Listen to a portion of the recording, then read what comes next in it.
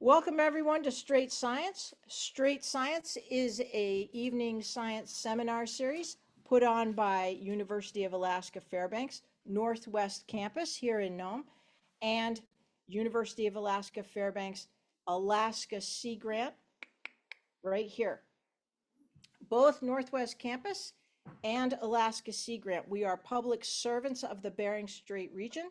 We serve all peoples of the region, which is the homeland and waters of the Inupiaq, St. Lawrence Island Yupik, I blinked, and Yupik peoples. So tonight, if you're in Nome, if you're literally in the city of Nome, you can look out and there at the dock is the big blue vessel. That is SiKULIAQ. That's a familiar sight to Nome and the Bering Strait region for the last, when did it, 10? For the last decade. So everyone, there's been calls, oh, SiKULIAQ's back. And tonight, right off the ship, we're going to have our Strait Science by two of the four, I was told, lead scientists. And I'm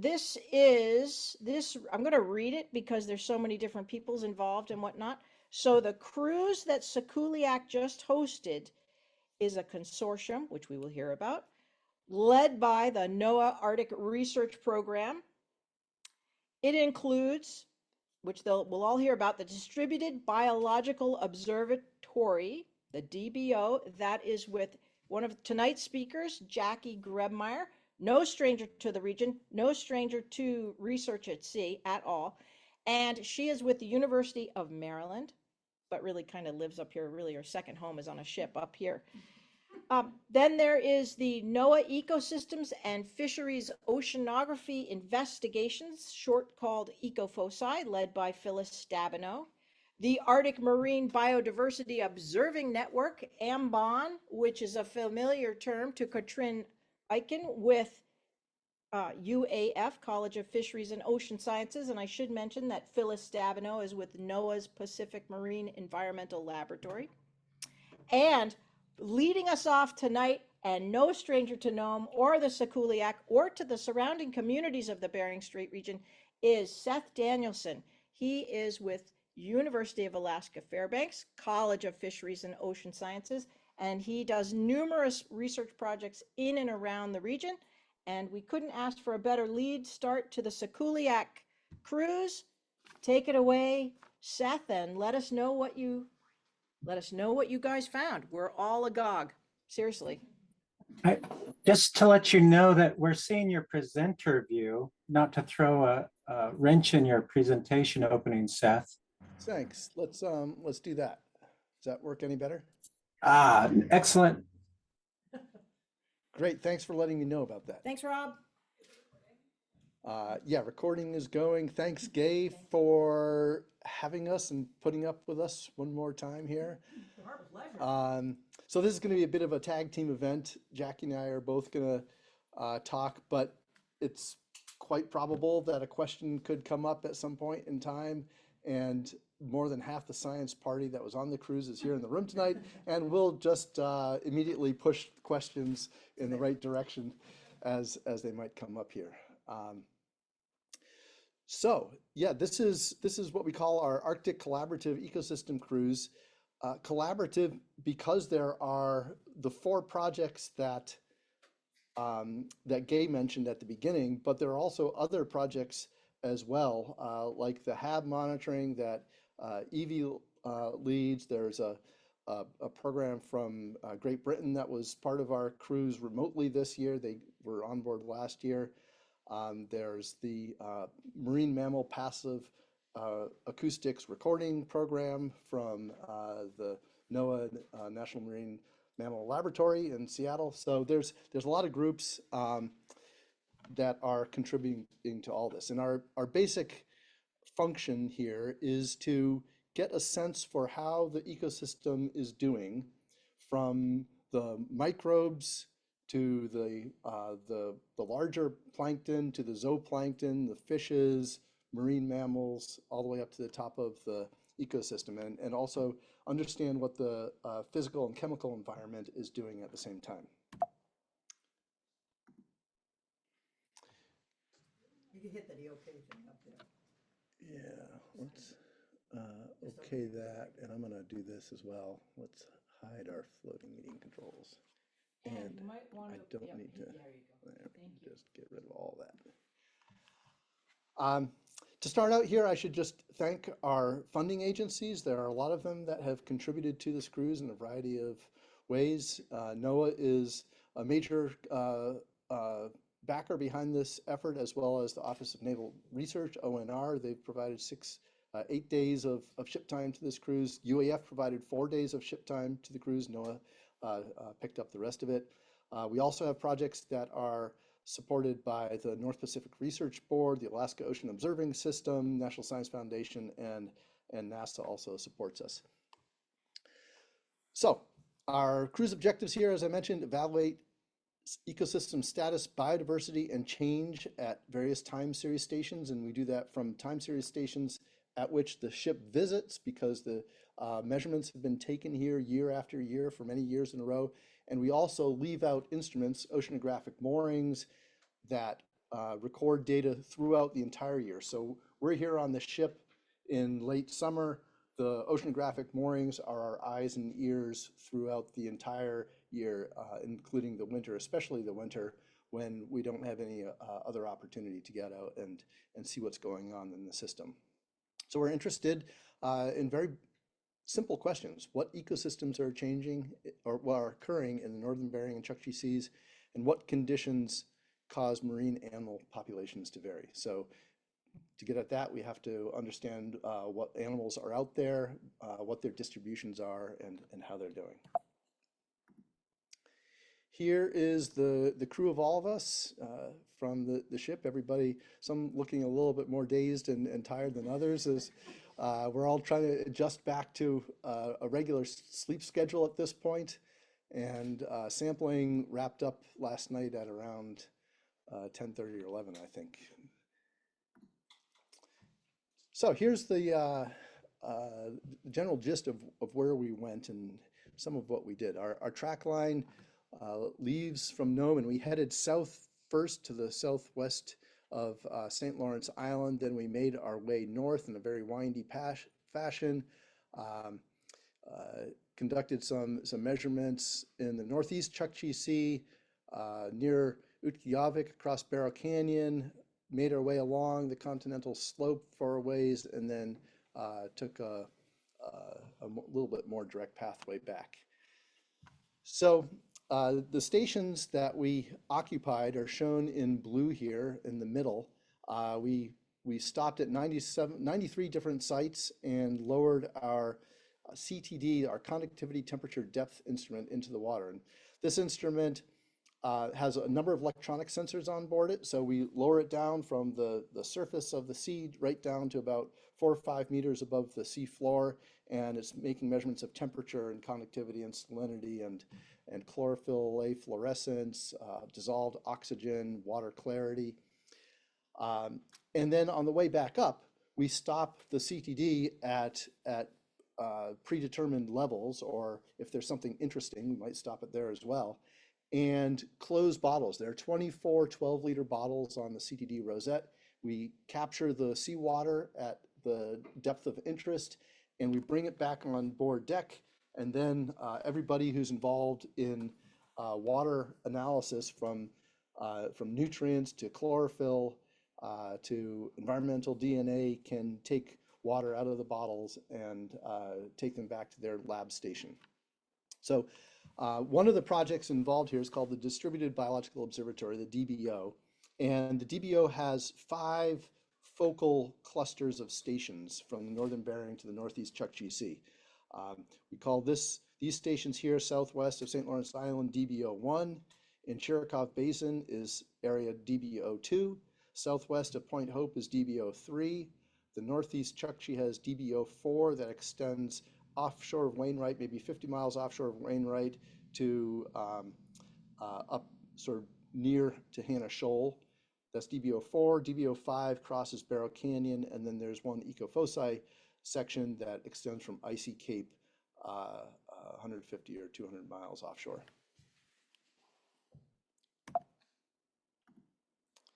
So as we visited all of our stations, we made measurements, and here's what the near bottom temperature measurement looks like in the across our study region. So we see fairly cool water temperatures southwest of St. Lawrence Island. That's the famous Bering Sea cold pool. Seems to be doing well this year. Temperatures are quite a bit warmer in Chirikov Basin. That's not a surprise. There's very, very strong mixing that happens as the waters flow northward through Anadyr Strait on their way to the Arctic. And so the warm surface waters mix with the cool subsurface waters, and we get sort of medium temperature waters in Chirikov Basin. The waters close to shore are often quite warm, partly because it's shallow and partly because it's comprised some of river runoff that can be a bit warmer. In the northeast Chukchi Sea, there's quite a bit of cool water filling up Barrow Canyon and portions of the shelf that are offshore. Of particular interest to this area is the fact that this strong northward flow through Bering Strait carries a very large amount of nutrients, and nutrients is the fundamental reason that the ecosystem in this area is so productive. You probably can't find another intercontinental shelf region across the planet that has such a large delivery of nutrients. And these nutrients make it up to their surface as they start mixing, as they flow through the straits, and can initiate phytoplankton blooms. So that's one of the main reasons I would posit that so many marine mammals like to make their home around here. And sure enough, in association with those nutrients, we found an absolutely massive phytoplankton bloom. 20 to 40 micrograms per liter is really at the upper end of blooms that you'll ever probably see while you're at sea. I should explain what this plot is. This is a profile from the CTD. Depth is on the vertical axis, so from the surface down to 45 meters depth. On the horizontal axis, we have 4 different parameters. In red is plotted temperature, so that's kind of warm at the surface and it cools off down to 2 degrees C at the bottom. The salinity goes in the opposite direction. It's relatively fresh at the surface, gets saltier as we get closer to the bottom. Green is the chlorophyll A fluorescence. That big peak is between about 10 meters depth and about 25 meters depth. And then black is oxygen. And you see that the dissolved oxygen increases in concentration, sort of in concert with where the peaks of the phytoplankton fluorescence are. So all those phytoplankton are making oxygen as they're growing. And this station is from the Chirikov Basin in the western portion of the DBO2 region there. So north of St. North of St. Lawrence Island, that's right. From space, we keep an eye on what's happening across the region as we're out there. We've got a number of different satellite feeds that come out to the ship on a continual basis. And if we take the composite of all the ocean color images from this one new NASA satellite, it was just launched earlier this year, called PACE, we see that there's relatively hot spots. Those are the red colors of phytoplankton. And the darkest are right there in Chirikov Basin, right near the DBO2 region. Interestingly, there's also relatively reddish orangish colors all along the coast. Now, part of that can be sediment, but we also we're seeing some observations of elevated chlorophyll in the nearshore regions as well. Here's our section DBO5 that crosses Barrow Canyon. So Point Barrow right here, Utqiagvik, the town is right here. And these plots are oriented with depth on the vertical axis, distance offshore on the horizontal axis. And so up in the upper left, we have temperature, warm at the surface near the coast, gets cooler offshore, and there's a lot of cold water. This is winter water from last year, really filling up most of Barrow Canyon. Associated with that winter water is very high salinity waters, that's in the upper right, And you can see that there's high salinity water that extends fairly close to the coast, and that's likely the reason for those, at least in this region, the bloom that we're seeing in the coastal waters as well. Here's water clarity, the beam transmission, middle left, and the middle right has our chlorophyll A fluorescence. You see that the light blue colors is not negligible. That's still greater than 1 microgram per liter. Some fluorescence there, and a pretty good peak there in the western portion of the canyon. So when we left Nome, it was August 6th, and this is what the sea ice looked like. This is the National Weather Service analysis on the day that we left. And on our day that we got back, August 26th, you can see that it pretty much retreated out of most of our study region. And if you recall back, I'm just going to move backwards a little bit. How do we go backwards on this? There we go. If you go back to the seafloor temperature plot, you see that we had pretty cool temperatures at the seafloor in the northern reaches of our area. And that's right where the maps were also showing some sea ice. And so on our way back there, we actually cut through that little tongue of sea ice that the analysis was saying was out there, this one right here. And it turned out that there was some ice there. Is broken probably like 20–25% cover at its heaviest. And I've got a little time series animation here of about 12 hours of traveling through. That's about the amount of ice that we were looking through. And SiKULIAQ is an icebreaker, but really the way we do it is drive by finesse, and we pick out the leads and the spaces between the ice flows to make the most efficient way through the ice. So that's the end of that clip, and that I think we were back out of the ice having entered it in late afternoon, and then we got out of it by 1 in the morning or so. Oh, there we go. And figured a couple of pretty pictures of sea ice would be a good thing at this point. There's one. There's another one that floated right by the ship. Turned out it was snowing up there a little bit as well. And we stopped and did one CTD station in the marginal ice zone, as it's called. And right there was also another very significant bloom, greater than 20 micrograms per liter at the peak. And in this case here, the peak is fairly narrow, and it's situated right at the bottom of this very strong density interface. It's warm and fresh at the surface, and it's cold and salty near the seafloor. The temperature in the bottom half of the water column is down at about minus 1.7 degrees C, so right near the freezing point. All right, so in addition to the CTD operations, we had a lot of activity in servicing moorings. The NOAA team took 15 moorings out. They put 14 moorings back in, and these moorings serviced a variety of different functions, from measuring currents and temperature and salinity and light and chlorophyll A fluorescence. So we get a time series at one point of all of these. And there are also some special instruments on the moorings as well, like this instrument in the upper left here is known as a genomics type of sampler, and there are something like 24 different sample tubes, maybe 48, that collect water at predetermined time intervals through the year. Those water samples are preserved, and then the water samples can be taken back to the lab for analysis of environmental DNA. So DNA that's freely floating in the water will tell you sort of who was around the mooring at that time.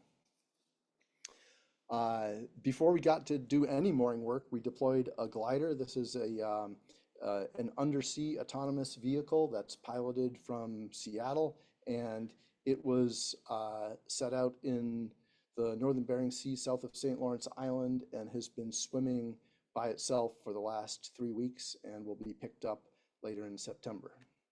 It was the feature of last week's Strait Science, that little. There we go. So Heather's talk focused on that glider there. And the NOAA team also deployed a few of these pop-up buoys. These are temperature recording devices that record a time series and then at some point through in the late winter or spring float up to the surface and collect a profile as well.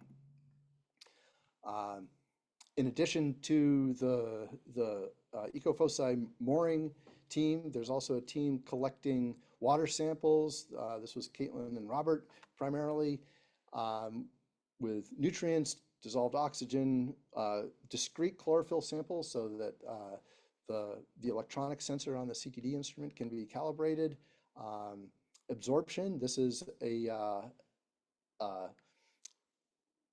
what we call a ground truthing measurement for the PACE satellite image that we looked at previously, environmental DNA and phytoplankton. Okay, and I guess maybe this instrument wasn't the genomics instrument. This was one for nutrients, and the genomics one was on the right-hand side. Caught myself. Savannah was out there taking water samples from the CTD for dissolved inorganic carbon, so measuring the state of ocean acidification at each one of our CTD sites. Evie was keeping an eye on the harmful algal blooms. You may have seen her weekly updates that she sent along to let everybody know how the monitoring is going. This is something that she's been doing for the last few years, Evie and her lab. And the good news is there were no big harmful algal blooms detected this year. Zooplankton sampling, at this point, I think I'm gonna pass it over to Jackie, and she's gonna, because I'm, as a physicist, getting out of my league with the biology and. You do a great job on it. Here's your drink if you want to. Yeah, have that. Thanks. So what I'm going to present, we have people in the room can do this. The zooplankton sampling was done by Libby and Naomi, who are in the room here. And on the left, what you're seeing is the euphausids. And I would point out these are a large krill that we see in both in the Antarctic and the Arctic up here that can be important food for baleen whales. And so looking at where they were important in the DBO1 area here, and although we had large sightings of gray whales here, we saw these euphausids higher, the larger ones up as we move northward into this region. On the right-hand side of the copepods, and so they're very popular, especially over in the DBO2 in the eastern section of the area, but you can see they're a major food for both, for all the types of baleen, but for seabirds and other types of water feeding and filtering organisms there. What? How did you get these to go? You click on the slide. Sorry. Okay. And then the benthic team, and we have them in here, myself, Lee Cooper, Christina, Brian, and Robert Kunst. So the preliminary results, we go out there and we have this grab. It's a big shell, picks up a surface area about 0.1 meters square of the surface sediments. We bring it over in buckets and we sieve them. We make 4 replicates of this, and we're looking for the dominant, the whole population. We identify what the biodiversity is in the macrofauna, and some of the key animals are important food for walruses. What you're seeing on the left with the clams, and then amphipods here for gray whales, and then even the polychaete worms, and they're actually ubiquitous. They're all over the region, and sometimes in very high levels, and walrus like to consume them. And so this is Upik that from Diomede, who was there helping us. She was a great help on in the back deck, and also invited us to a little Diomede, and we had a great time there and did some. I think some of you who've seen it on YouTube or wherever you all young people are posting it for a lot of dancing that went on. Preliminary results is that we're seeing, we know bivalves are important prey base for threatened spectacle gliders south of St. Lawrence Island. They're also important for, obviously, benthic feeding bearded seals and for walruses. And we are seeing decreases in some of these time series sites that we've been doing over 30 years. And some of them are more stable. But the more stable ones are further north. So we're seeing a contraction of some of these Arctic type that build up a lot of calories, these larger clams. And that then will have an impact on populations of organisms that feed on them. We continue to see this contraction of these amphipods. They're important for gray whales. Gray whales can switch between benthic animals and to krill in the water column. So in the areas where we're seeing these declines, that is an open question of where they're and what they're feeding on in the water column. But then we have these large clams, particularly south of north of Bering Strait, but south of the DBO line area, offshore Point Hope and the offshore waters, right at the international date line. It's always been a big hot spot, 80–90% dominated by clams. And these could be these big cirripes, which are cockle clams. They're quite large. And macomas, and those noticeably have been kind of stable. But this year we found that a lot of them they're getting smaller, and there's not as many as the large one. And so this has an impact on recruitment. So we're seeing smaller, the clams. That then is basically, if you went to your cafeteria and you didn't have this nutritious food, you're not going to be as healthy in your buildup of fat. So that's something we're trying to keep a track of. And one of the things that Brian's working on is the caloric content of these amphipods here, and how that may have an impact on changes that we're seeing on the quality of the food source for some of the upper-trophic animals. So one of the things we did on board this year is with NOAA is looking at the water column and sediment chlorophyll. And why do we care about that? Because that gives us a seasonal indicator of the food supply that gets down to the bottom of the sediments for particularly for the benthic populations. Interesting, you'll see these big bulbs. This is 500 to 800 milligrams per meter squared. That's the big bloom that Seth was showing that was measured in the water column on the date line here, but across on the western side of the study area. Our second most populous area was up here in the northern part of the Chukchi Sea, and this is the spot Seth was showing where we had an ice edge bloom. So what you're seeing then is this variance as we go on different sites. So we track those seasonality. So when we have the DBO, other cruises are out there now. We had the Korean cruise on the Aran, and they were collecting particularly on the DBO3 line. We have the Chinese Yeti and also the Zhulong out here doing measurements. We normally would have the Laurier. I've talked about that before, but they had some engine issues, and they will be back in the field again next summer. And on the bottom, what you're seeing on the right there is what we see, the food that's getting down to the underlying sediments. And again, it's picked up. So this really gets that seasonality. A lot of that chlorophyll that was produced in the upper water column that we picked is already down at the bottom within a couple of days. And we're seeing that. So that bloom had been going on prior to our arrival there. Again, you see this high levels in the sediments. So even though you see some lower dots over here, previously there was high biomass in that area. And that's what we're recording. So there's a time lag when that material getting down into the sediments. So we keep track of this every time we measure the water column in the sediments for our activities. And then the seafloor community, and that's when Katrin and her team put together, this is when a science trawl is put out, a plumb staff beam trawl. And it looking at the high biomass areas, important, there's high biodiversity. And why these are key feeding for larger trophic like bearded seals, for example, feeding on some of these larger and fish on these epibenthic organisms. And what you're seeing here are the different colors. This is 2023 or blue, so when we were here last year, and 2024 or the orange. And basically they're mirroring so that the biodiversity, there hasn't been that much change between one year and the other on that. And at the same time, she's looking at a lot of stable isotopes, looking at lipid content. I would just mention that, so that gives how fatty material, what food can be used in the microbial food web. One of the things I didn't mention on the benthic part of it, I just would point out, is so we had a lot of subsampling going on. So we did subsampling for ostracods, which is a very small crustacean that gives you a climate indicator. You can, if you figure out what the temperature they live at, then you can go down core and look in past history. We're looking at IP25, which is an indicator of sea ice algae. When it has hit the bottom of the ocean, looking at microbial measurements that Christina had done, and I might be forgetting something, but there are a lot of, the lipids, we were doing lipids too. Huh?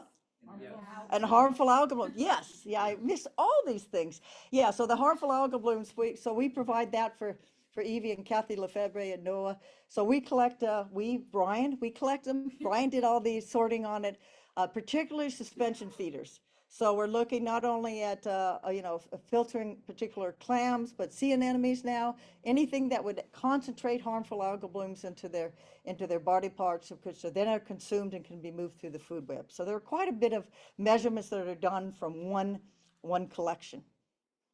So back on this here, you can see, yes, OPIC's mystery creature. I got to put there's the movie. You got to have music to this. But this is, yeah, we don't quite, Katrin, it's up to her to figure what this organ, but it is some form of an anemone, right? Or cnidarian? It's actually a hydrozoan. Hydrozoan. Yeah. Okay. It's related to basically an anemone. Yeah. Can you repeat that? Yeah, I'm going to repeat it because it reminds me of that. Can you repeat her answer, because you're the only microphone. Oh, so it's a hydrozoan. Yeah, it's a hydrozoan, but it's in that same group that you would have for anemones. But it's a mystery, but it's a dancing thing. That show that was on I forget the name of it. Galaxy, something to the Galaxy. You remember that little tree that would? Guardians of the Galaxy? Yeah, even the tree that. Yeah. It's just Anyway. curious that we find something really big and obvious like this, and for the last 2-3 decades we've not ever seen this. So this was new. My group has never seen it before, so it just shows there's still new things to discover. That's right. That's right. And you can see all the types, real big biodiversity. You've got, basket stars here, sea stars, clams, all different crabs on here. And then they go through and sort them, and they get the teams working on that. They weigh them and they count them, and they go back. Most of them go back into the ocean here. And then the seabird survey, Marty has flown, but he was our seabird observer from Fish and Wildlife. But what you can see is they're doing on the transect lines, and these are crested auklets on the left here, and short-tailed shearwaters on the right. And you can see where they're abundant, particularly the crested auklets around the Diomedes in this area here. And as we got to the north of Gamble, over in this region, and then you can see where the transect. So they'll do a lot of these post-analyses will be done, on land-based computer systems. The short-tailed shearwaters, and you can see they're pretty well almost all areas except when we were doing that off in the slope line that we did there. So there's some nice pictures here. So this some statistics. So 850 kilometers or more of a 79 transect. There are over 4,000 birds counted on transect. Over 6,500 on birds off transect. So that means, when you're looking right on, when you're sailing this way, but then they do a special arc of how they do the analysis there. 21 species and about 108 hours of observing, and you can see some of the puffins. This must have been on Diamond. Yeah.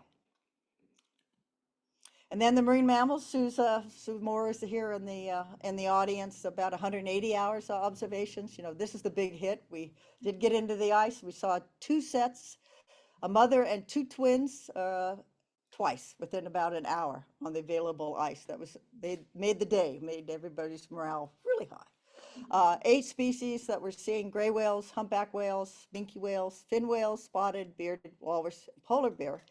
And I think as Sue was reporting from our colleague that's up off of Utiavik there are a lot more of humpback, minkies, and grays. Yeah, so I think she saw one bowhead, Karen Ashton did. But a lot more subarctic species, I guess to say, all the way up and going into the Beaufort. So that's something that is, I guess, is an important thing to be watching. Sue does this marine mammal watch on every one of our DBO cruises that we do, and this is from a paper that was put out in PLOS that's available for those who are interested. There are fewer gray whales on our cruise this year relative to 2023, but we were off by a month. Last year we went in late August all the way through September, I think the first week of October. So there were more grays last year later in the season, and we were here just the month of August.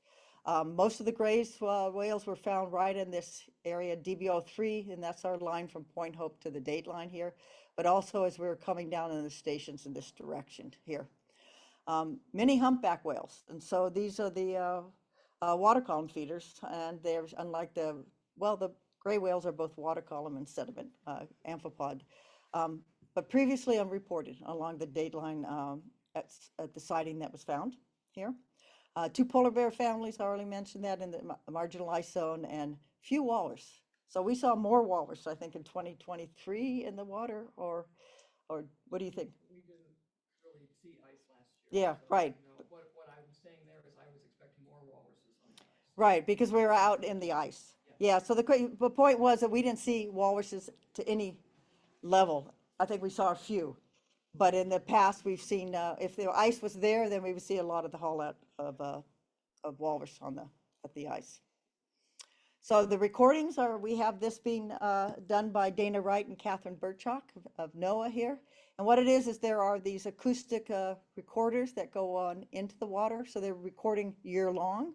And you can see the locations here. They're ranging in what we call the DBO 1, 2, 3, 4, and 5 up by Icy Cape line here. And they record data 6 hours per day for a year. And they were pulled out. There are 8 moorings that were recovered this year, 9 that were deployed. And the FPOD sensors, what is F, remind me? I don't know. FPOD, it's to look for echolocation, it's look for clicks. Okay, so this is for echolocation. That's what an FPOD sensor does for clicks. And they were added to 6 moorings. And what you're seeing on the right here is the different species here, from bearded, beluga, bowhead, gray whales, humpbacks, orcas, and walrus. And the time is on the horizontal here in October to the time here. This is April, May, June, July, August. And then the red are the vessel noises that you'll pick up more late when they're out there. So they can pick that lever up. Sea ice is in the blue. So you can see where the bowhead is really with a lot of where sea ice is available. Bearded seals, as you might expect for that. When the sea ice, you can see a little bit of the belugas. And then the gray whales, when the sea ice is going, most of them are outside the sea ice period. Same thing for the humpbacks, orcas. And then most of the walrus are being, so these are recordings you're able to put some statistics to on how many were there at a certain time of the year.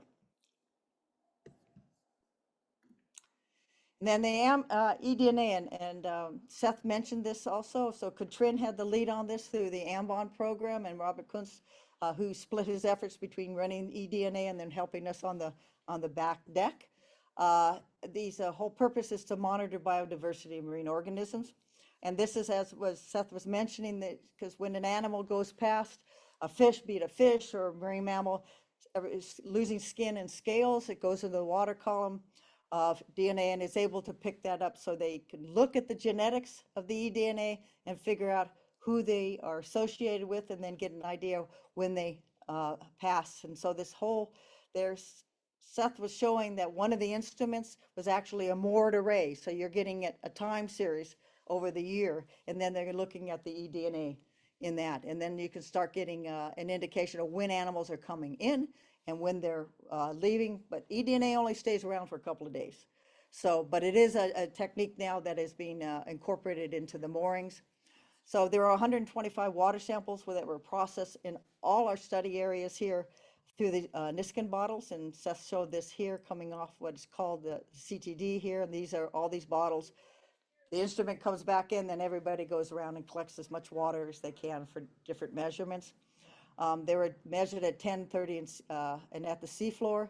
And then their CEO, the Chukchi Environmental Observatory collections at the mooring did 24 with their collection. So that gives you a nice time series, whereas when we do the field collections on these cruises, you get it for 3 weeks. And then you look at the moorings. And so the more of these get on moorings, the better off we'll be able to ground truth it for what we collect in the field season when we're on ships. So with that, I will pass it back to Seth. So my part in this project is keeping what we call the Chukchi Ecosystem Observatory, the CEO mooring set going. And the CEO is a cluster of a few moorings, sometimes 2, sometimes 4, in the northeast Chukchi Sea between Hannah Shoal and Barrow Canyon. And our goal is to instrument the moorings as highly as possible to make as many measurements across all trophic levels. I think we're measuring across 5 different trophic levels plus physics and chemistry. And our moorings look like these taut wire moorings with an anchor, floats at the top, and instruments strung out along the on the string in between. This cage right here is a sediment trap with 24 bottles below the funnel, and every couple of weeks the table turns and a new bottle is positioned below the funnel. So you capture the carbon, the falling phytoplankton, the fecal pellets from zooplankton, the resuspended sediment from the seafloor that's drifting down towards the seafloor. So this is the food that's providing energy for the clams and the other critters on the seafloor to grow.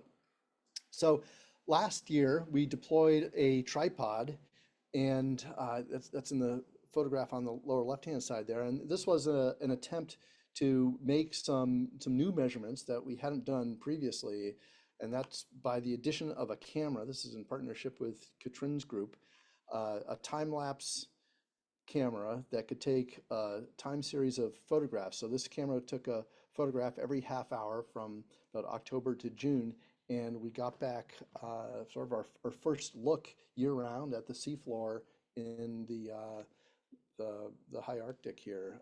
So I've got a couple pictures to share from you, but first I'll just go over briefly the various measurements that we're making here: temperature, salinity, pressure. We have active acoustics for measuring the density of fish and zooplankton. We also get ice draft measurements from this. Current, speed, and direction at different levels through the water column. We're measuring nitrate electronically. The state of ocean acidification with both the partial pressure of carbon dioxide and the pH. Irradiance, we make light measurements, chlorophyll fluorescence, a couple other light channels as well.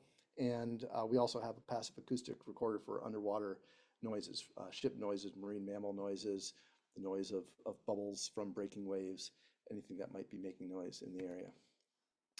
We collect physical samples on the moorings. So we, as Jackie mentioned, we have a water sampler. So we fill water bags, IV bags up with water on a regular basis. And we have the sediment trap. And here you can see the sediment trap cups and the differences from one set of collections to another. They sometimes get a little bit bigger, sometimes they're a little bit smaller, and that's reflecting the amount of either sediment that's being stirred up from the seafloor or the strength of the bloom that's happening. In the middle of the winter, the cups are open for about a week at a time, but right around the spring bloom, we know that there's a large flux of organic matter to the seafloor, so the cups will only be open for about a week at a time. Here's the tripod being recovered. I had a lot of sleepless nights over the year, wondering if we were going to get this back. Don't need to listen to it. Comes up a little bit muddy. It was certainly great to see this thing. And thanks, OPIC, for taking this video. Nice weather. It was, we timed it that way.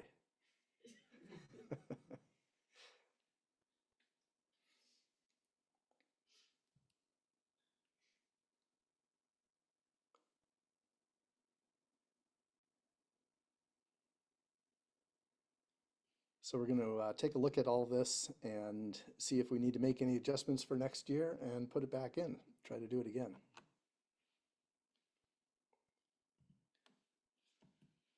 So here's a series of photographs. One of the most astounding things from the pictures was just the number of brittle stars. They were there all the time. And apparently they're fairly persistent too, because there are individual brittle stars that remained within the view of the camera for weeks on end. I don't know how many weeks, but that'll be one of the things that we will start looking at. Here's a nice picture of a sea cucumber. This one captured a fish swimming by, a little hermit crab walking along. There's a dead, a jellyfish being just swarmed by the brittle stars. So who knew that brittle stars like jellyfish? But apparently that they were clinging to it pretty well as it was drifting along. There's a little moon snail, a couple other little things, and it's very fun if you watch animations of this. You see little tiny little tiny snails that move around from day to day. With a photograph every half hour, you can actually figure out how fast these things are moving, and you know, if they're moving more to the left or more to the right. What's this one here at the bottom? That's a nudibranch. A nudibranch. Okay. There's a sea star. There's a little shrimp on the left-hand side passing by. A couple more snails. And this picture here, which we all had a lot of fun looking at. So this crab, half an hour, 30 minutes previously, had been inside this shell, and it molted in front of us. And it's just astounding to see how large it gets after the molt has taken place. And then the empty shell sits on the seafloor there for another 16 days, and it's picked at by shrimp and amphipods and passing brittle stars. And at some point they open up the top, and a brittle star hides inside. And yeah, it's just astounding what you can see when you put something like this down there. So that's the end of our presentation. I just want to give a big thanks one more time for OPIC for coming along with us. We really value having us along so much. Getting to visit your hometown was a real special treat for all of us, I know. And yeah, thank you all for a great cruise. All righty. Should I stop sharing here? Stop share. All right, there we go. All right, and I have, okay, there we are. All right, so we'll get to questions in a second, but this is the time for the and I've got some, but this is the time for the Strait Science audience to show a little love to both our speakers, Jackie and Lee. Not only is it not easy to present, oh, sorry. So used to saying Jackie and Lee in one sentence. Lee is here and he's right in front of me. So that's Jackie Grebmeier and Seth Danielson.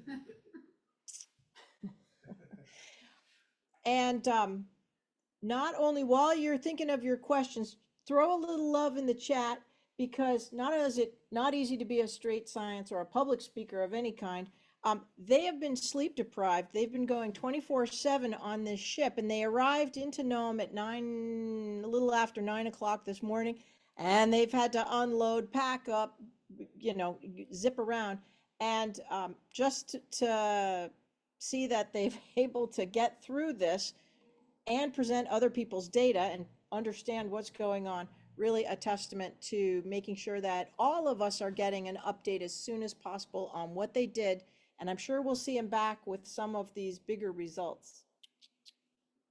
That'd be great. So I have to open up the chat. There's a bunch. So let me I'm now operating off not my computer.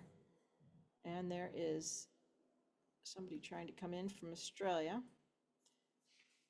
Okay, you're getting lots of good, nice kudos. I don't know if you guys can see those, but these will all be recorded. Any questions online? So I'll start off with one. Oh, go ahead, Metcalfs. I see you. Hi, Jackie and Seth. I'm sorry I'm not there in person, but we had some conflict with cars. My husband's at a school board meeting and I'm stuck here in Nome at our house. Anyway, thank you for your presentation. It's wonderful to hear that there are no HABs or HPAI detected in our waters. I'm just wondering what the plans are to report back to the communities that were mentioned in your presentation. I know they're concerned about HABs and this HPAI and other things in our marine waters, and making sure our marine mammals are healthy to consume or for food security. So what are your plans? And great to see you both, and hope to see you before you leave. Thank you. Thank you, Vera. We've got a couple people lined up to answer that right off the bat, we have Evie Fashon from Woods Hole Oceanographic Institute. And you're gonna, we're working off this microphone. Yeah, come on around. I'll come say hi. Hi, thanks for that question. So while we were out and looking at what was in the water, I was sending weekly updates to a group of coastal stakeholders, letting folks know what we were seeing in our imagery, which luckily this year was not very much as far as HABs are concerned, but we did see a lot of other really interesting phytoplankton communities while we were out there. So we'll continue to work on reporting those results back. We work a lot with Gay and other folks in the region to make sure that we're sharing that as we go, but we also have our work cut out for us to figure out why this year was so different from some of the more recent past years, and that'll take a little bit more time and analysis to understand why we didn't necessarily have a big HAB. So we'll keep you all posted as we work on that answer.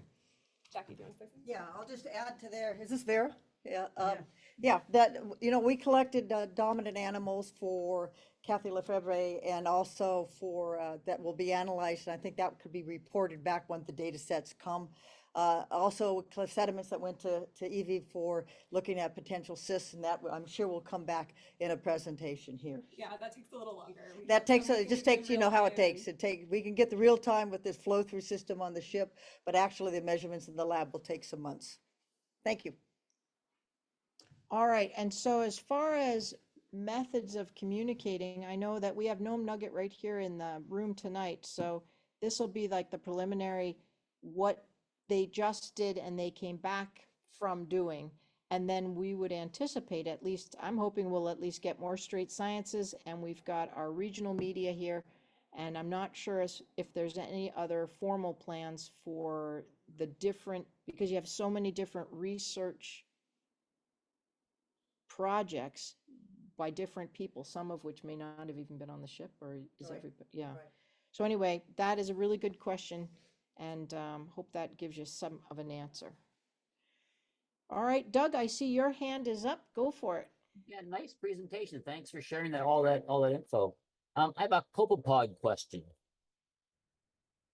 Is there anybody?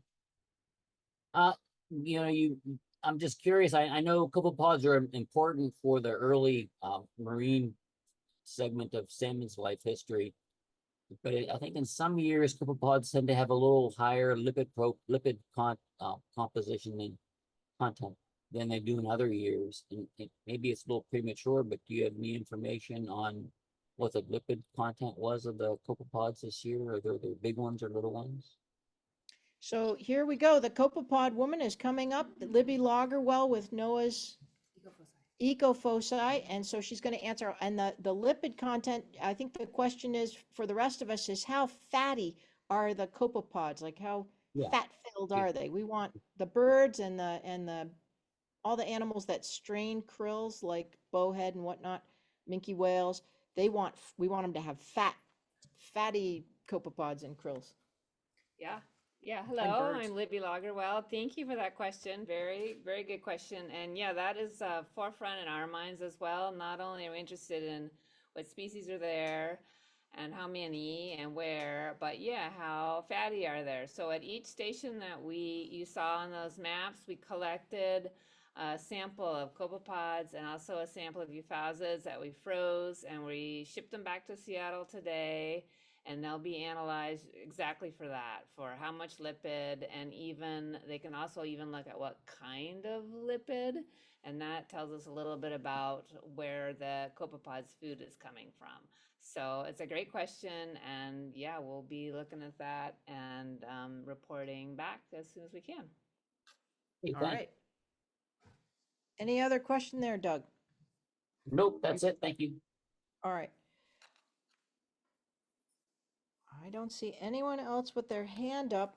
My question to the group is, while you've been gone, down here in the Bering Strait region, we're breaking rain records. So we are literally, I think right now, back to back, July to August, we are now leading the 119-year climate set for amount of rain in this region. So there's a tremendous amount of fresh water. We've had 12 lows come through right into the area here in the last 2 months. So it's really well mixed. And we're seeing things, it's cooler, it's well mixed, the rivers are high, and we have reports of bird die-off going on the western side of the Bering Strait region, as well as the dead birds we're seeing here. Is there, so the villages on the Russian side where they're seeing the dead birds start from across from Shishmaref, if you drew a line from Shishmaref straight across, so the southern Chukchi Sea, and the villages go, there may be one a little higher, but the rest of them stop at Lorino, so Lavrentia, just southwest in the strait, northwest of St. Lawrence Island. So if the birds aren't finding food, is there anything unexpected that you guys saw? I did see a comment from St. Lawrence Island that says it's nice to hear that the cold pool southwest of St. Lawrence Island is stable and has a good nutrient bloom track. Thank you. So they thank your research. But is there something that you guys saw that was unexpected in any of your, because it's amazing, you guys are doing water, you're doing the chlorophyll, how much algae's there, you're doing the temperature, salinity, and so forth. Is there anything that sort of caught you unexpected, that you saw unexpected in your journey? Thank you. Well, I'll talk from the physics for a moment here. It was funny that you mentioned all the rain that you've had, because Hilarious. I was noting how fresh the upper water column was at a lot of stations, and some of that rain falls on the ocean as well. It doesn't just come out of the rivers, right? Yeah. So there's and the ice melt was a little bit later than usual, and there's still quite a bit of ice along the Siberian coast. I think the Siberian coastal current is well cranked up and running this year. So I think that there is a lot of fresh water in the system, and that tends to stratify things more. I wonder if there's a connection between that and productivity. Okay. And certainly there's blooms subsurface, but yeah, in the north of Bering Strait, between Bering Strait and Point Hope, I was thinking about how kind of unusually fresh it seemed offshore this year, and that I thought about putting that plot into talk, but I didn't. All right. So I'm glad you brought it up. Yeah. The only thing I would add in that kind of was the Bering Strait. I think this is the first year, it was very fresh top to bottom. It wasn't just Alaska coastal water. It was all the way to the date line when we did this transect line. And so that feeds in what Seth was saying. But, as far as the biological impact, we're going to have to be looking at all the samples that we have. But I can say that there were changes even visibly from last year on the benthic populations. But until I get some look in the lab, but we don't know yet. Right. No, we're glad you're here and giving us your first insights into what happened on your trip, or what's happening out there offshore. For the marine mammals, was there anything other than unusual? So we're asking. Surprising thing with the humpbacks coming down the international date line. So Sue Moore, who's with the U.S. Marine Mammal Commission, and here she comes. All right, this is great having everybody here. That's right. Yes, hello everyone. For me, one of the biggest surprises was to see the humpbacks along the international date line. We don't often get a chance to look for whales out there.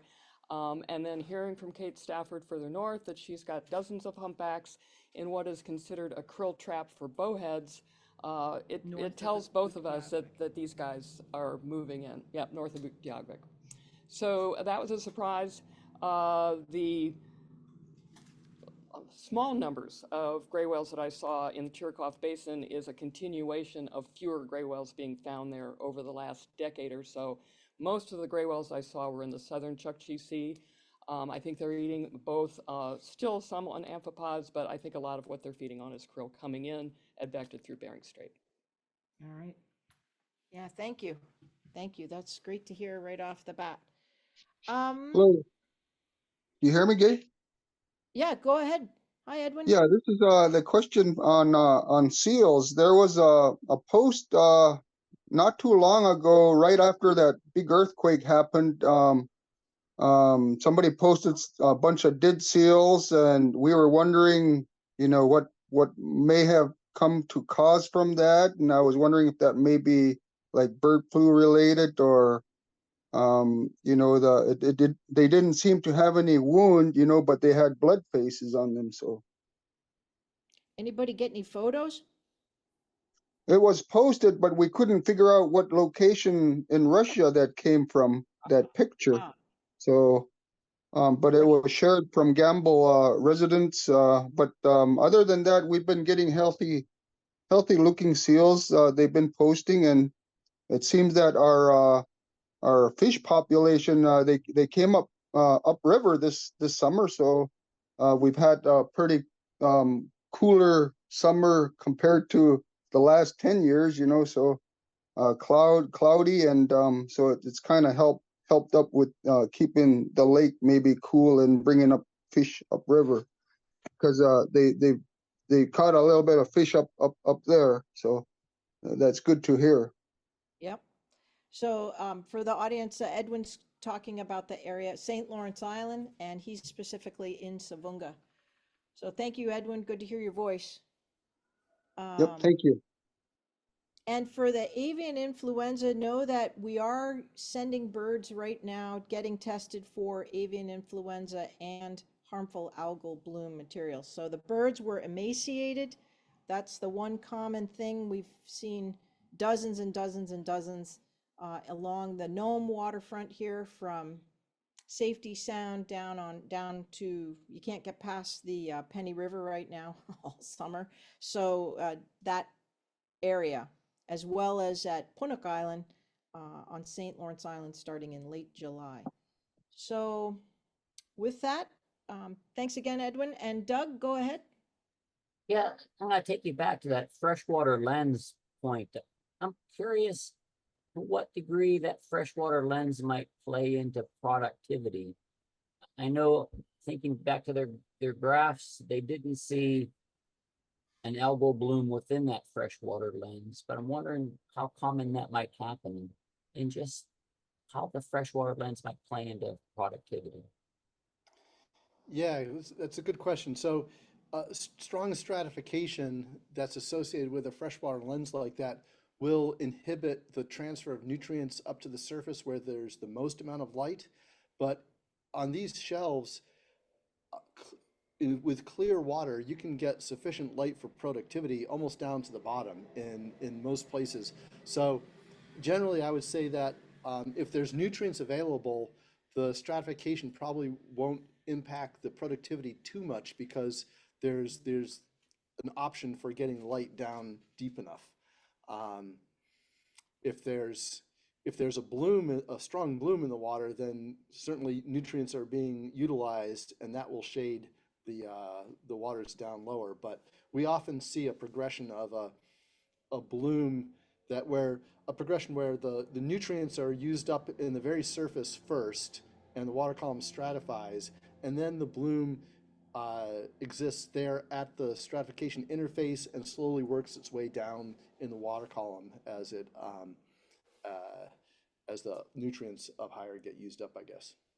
So do you see blooms occurring within the freshwater lens? At this time of year, not so much, except that we did see some blooms in some of the coastal waters. I think in the DBO3 and DBO5 regions that were maybe a little bit stronger than we would have expected. Okay. Thanks. Yeah. Thanks, Doug. And by bloom, do you mean you knew the type of algae? Or did you just know there was algae? Was it harmful algae or good algae in the bloom? So our underweight instrument was sampling near the surface. We have subsurface samples from anywhere that we stopped to drop the CTD. Here, you might want to, Evie, come on back up, because it's hard to hear because we're working off this computer tonight. Sorry, Evie, we're getting Evie back. This is great. Hi again. All right.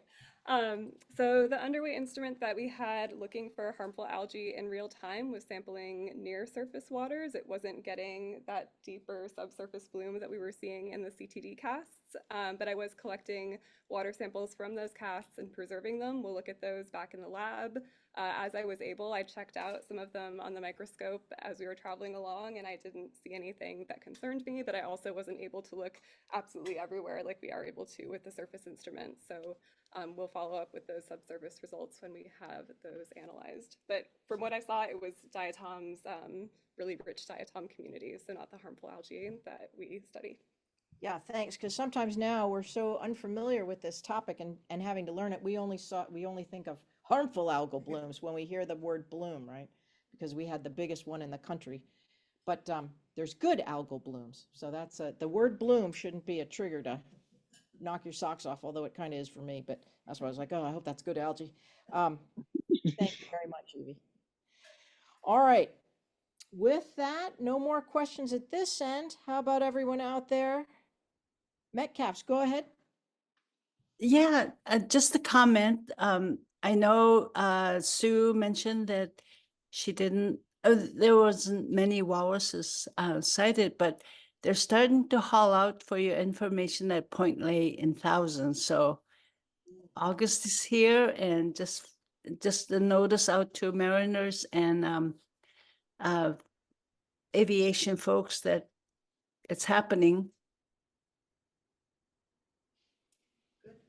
Thank you, Vera. And it's happening, and stay away.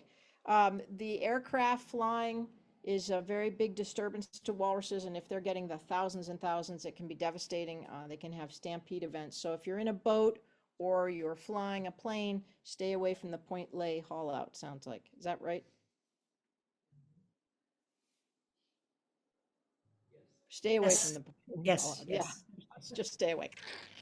And let those walruses have a break, because they're not getting much of a break in the environment right now, as the ice has retreated quite a ways north currently off the Beaufort Shelf, and it'll be an interesting fall for those of us in the Bering Strait region. Koktovik in the east or northeastern corner of the Bering Sea is readying themselves right now for the return of the bowhead and the beginning of the fall harvest. And as those Beaufort Sea communities are going to welcome the bowhead back as it's on its way home to the Bering Strait region, having the ice that far offshore, and you had mentioned these big loads of humpback whales, it'll be very interesting, and we'll hear soon enough from the experts from the region of the Beaufort Sea how, and the Chukchi Sea, how the bowhead movements are doing, if the migration's following its trail or if it's decided to pick a different trail. So it'll be very interesting on that. So stay tuned for the next couple of weeks if you're in the area. And we should see the bowhead return here to the region with their own tails. Gosh, November, December, let's hope. Gay, I'm trying to raise Go my ahead. hand, but I can't. Do you have time for Can't one see more you. question? Oh yeah, go ahead. Rob Kaler, U.S. Fish and Wildlife Service. Hi, yes. Thank you, Gay, for getting all these people in there. That's Wonderful amazing. job. Yeah, so cool. Great. And thank you all for presenting. My question kind of follows up on Doug's question about the copepods. And I guess for Libby, when you talk about the, I guess not all copepod fat is equal, like my cholesterol, when my doctor says I have good cholesterol and bad cholesterol. So I'm just kind of following up, like, so is there good fat and bad fat, or? She's coming up. That, It's good fat. Here we yeah, go. thanks, Libby. That's a good question. The kinds of fat we're looking at, maybe not so much the same way you think about good fats and bad fats, but the different fatty acids can tell you whether the copepods might be foraging on sea ice algae versus other kinds of algae. I think that's what the question that they're targeting. But I think it's all pretty much good fat. All right, excellent. Thank you. All right, thank you, Libby. Any other questions, comments? Good. All right. All right, so for next, oh, there's people clapping online, so you guys are missing that. So for next week, we have Strait Science will be on the 18th, and it's going to be HAB related. So that's going to be Jiaju Zhang from the NOAA Pacific Marine Environmental Lab / University of Washington, And she's going to be talking about her work that she did this summer, where they have a camera that's belly mounted on the twin otters that you may have seen working out of Nome and out of Kotzebue. And they're looking to see if they can detect harmful algae from the air and also from space with satellites, and we'll hear more about it. I'm not an expert in that, but we'll hear more about it. And that will be on the 18th, and we'll get those notices out pretty soon here. With that, oh, go ahead. And this one's for probably. I'll have to repeat it. Libby One more and question. Naomi. So the zooplankton that you're collecting and looking under the microscope and finding, like we're talking about sea ice algae. Is the sea ice algae freshwater phytoplankton? The question is, was the sea ice algae freshwater algae? Is that correct? Probably for EV2. So the freshwater, she and I looked at the IX. Come on up, Open. You want to come up? Well, we can't hear your voice. You know, if you're worried about your whatever, we can actually hear her pretty good. She's good. Oh, you can? All right. Okay. So Go ahead. the freshwater algae that I'm thinking about, and I keep hearing it more and more. So the freshwater algae that we're finding under the ice, and I'm very familiar with it because I'm a crabber, and I do see it under our ice. So is this algae, is it formed from freshwater phytoplankton that stays near the ice? Because ice is not salty. So my question is, and I know that in our communities, if you're in a coastal community, you know, we had a lot of snow last winter. Isn't that right, audience in the computer? Yes. So, we had a lot of snow, and then now we're hearing, and it's not just Alaska that's had a lot of snow. We're looking at the whole Arctic, and not just the USA. We're looking at the foreign Russian area where we're finding a bird die off. Are these die off? Are they ducks that are, you know, that seabirds? Yeah. Well, are they from toxic freshwater phytoplankton or toxic harmful algal blooms that everybody's been focusing on for past couple years? So I can answer that phytoplankton question real Okay. quick. So for the birds that I mentioned that they had a die off in August, then Evie, you can answer this. They are testing the birds. They have sent them over on their side. They say it's going to be about a month, and I'm going to have to troll the Chukotka newspaper, which is tough because I'm not that good at the Russian, but we will stick with it.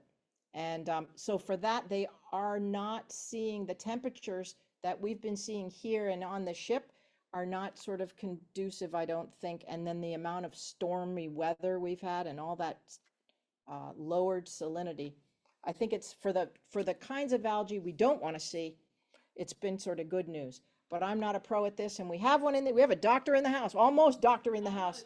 Yeah, okay, well, she's almost one. Yeah. Say something about this. Oh, Lee, you should take. Come on, Lee. Yeah, this is like the parade of stars right now. To answer the question, I think the right answer is that they're cryophilic algae, because it's true that the sea ice is fresh, but there are also brine channels because you're extracting the salt from the seawater as the water freezes. And so these are a special group of algae, Fragilariopsis and other genera, that they love sea ice, so they can tolerate both fresh water and brine channels that are in the sea ice. So they can do both.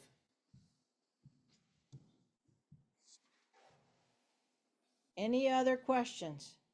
With that, we'll wrap it up. Thank you, audience, for hanging in there. And for all the SiKULIAQ people that are here, wait, I'm going to spin it around because you guys all seem to know each other a lot.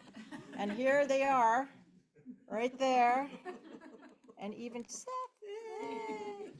All right. All right, thank you. What did he say? I said, yay. Yay. All right, with that, we'll see you all next week to learn a little bit more about hyperspectral flights in the Bering Strait region in Kotzebue and what they found with their technique looking for algae. Thank you so much, everyone. Have a good night.